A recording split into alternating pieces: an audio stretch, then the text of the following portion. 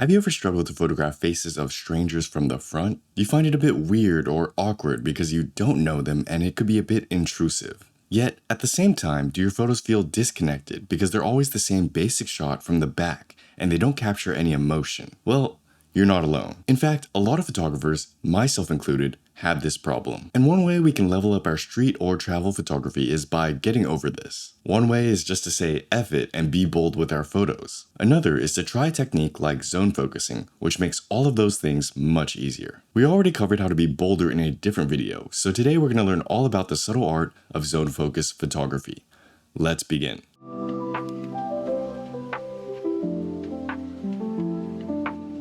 Zone focusing in a nutshell.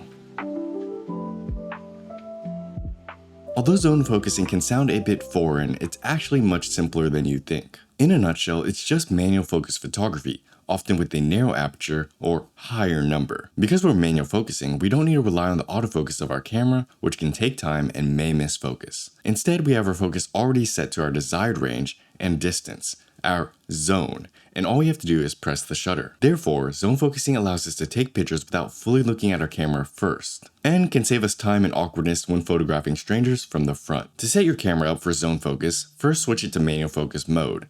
Then change the aperture to something like f8. You can do wider apertures later as you get better at judging distances, but I personally recommend starting at f8. Think of aperture like your hitbox. Your aperture determines your range of focus. A narrow aperture, higher number, means a bigger range and more stuff in focus. Conversely, a wider aperture or lower number means a smaller range and less stuff in focus. Naturally, this will vary depending on your subjects and how close or far they are, but that's the general rule of thumb. Next, set your focus to the ideal distance you want for your photographs and start taking pictures. The ideal distance will depend on your preferences and the focal length you shoot at, which may require some troubleshooting. Something I like to do is to find the subject with the ideal framing first, then set my focus to that. And then every picture afterwards I pretend is that subject at that distance. We'll talk more about how to judge by distances in a bit, but just keep that in mind for now. There are two main instances where I find zone focusing to be very effective. One is when you're in a dense crowd, the other is when you want to fish. When walking through crowds, there's a lot going on. A bunch of people are passing by, everyone's trying to go somewhere or buy something, and most people are too busy to even notice you. So it's a lot easier to blend in and take photos more candidly without being noticed. Similarly, zone focusing allows you to walk past people and grab shots without looking at your camera.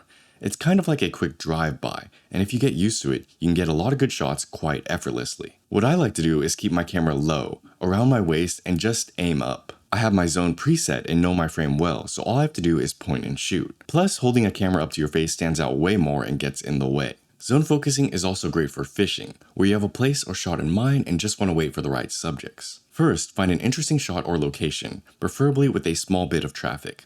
Since you're already in focus, you only need to get the distance and framing right. Then, just press the shutter at the right moment and you're done. Zone focusing when you know what your shot is going to look like is great because it gives you one less thing to worry about. So that's all it is. Simple. Zone focusing is just manual focus photography with a specific area in focus. Next, let's cover some tips that help make your zone focusing more effective.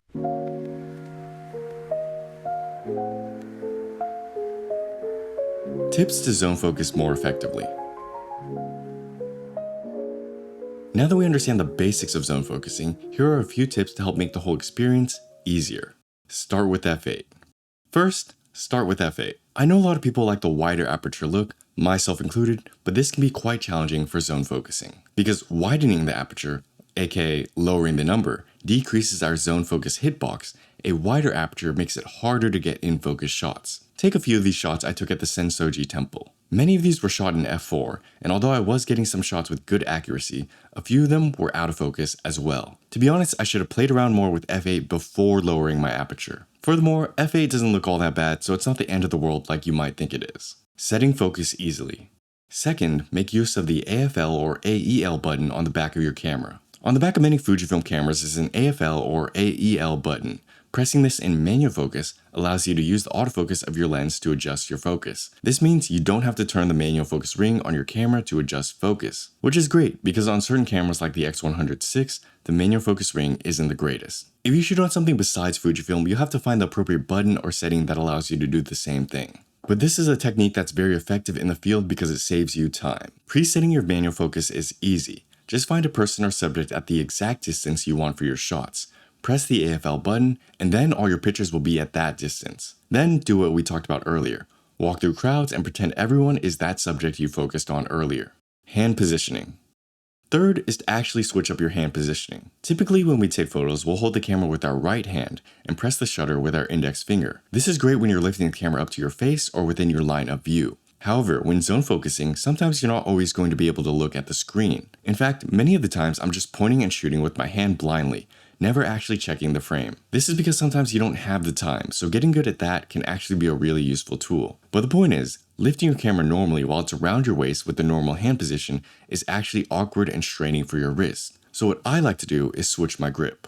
Instead of doing it all with one hand, I'll hold the lens with my left hand and position my right hand downwards. Instead of pressing the shutter with my index finger, I'll use my thumb, and the left hand takes care of all the framing. This is something I picked up from waist level shooting with the X Pro 3 because some lenses were heavier on my wrists. I found it to be better, especially for zone focus photography, because you don't have to do it all with one hand. Judge by distances.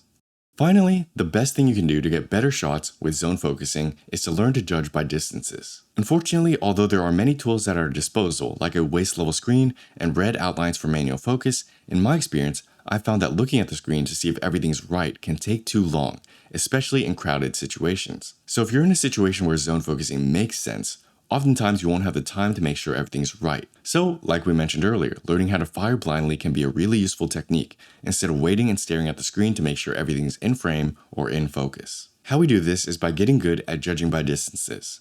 What do I mean by this? I mean that in street photography, there's an ideal distance between you and the subject that will get you a good shot. This distance is determined by your focal length and your range of focus. The focal length we use is more or less determined by the lens we're using, and the range of focus we can adjust accordingly with the manual focus dial or by AFLing like we talked about earlier. So start with an image in mind or the kind of frame you want to get based on the focal length you're using. Then find a subject within that frame or distance and set your focus to them. That way we only have to check our screen once when we're setting distance. From here on out, it's just walking through crowds and pressing the shutter whenever something enters the perfect frame at the perfect distance. With this method and understanding, we no longer need to look at our screen to see if things are in frame or in focus, because we know that given how far this person is from me, I'll have a pretty good shot at getting it right. It can take a good amount of practice, but if you get good at zone focusing by judging distances, you can save a lot of time by not needing to stare at the screen, which will also make you more subtle and get you more candid shots. Understanding where you are in relation to your subject or scene can make figuring out where you need to be easier, which can greatly improve your photography when you go back to autofocus and take photos normally. So that's the subtle art of zone focus photography. I'd recommend trying it out, especially if you find photographing faces or crowd photography challenging. It's not something I personally use all the time, but it does have its moments where it's very useful. It also makes a lot more sense when you start trying it. So hopefully you enjoyed this video. If you did, share it with a friend who also wants to learn zone focus photography. If you want to learn more and build a solid foundation with photography, check out either Photography Essentials or Photography Systems. Thanks for watching, happy shooting, I'll see you next week. Peace.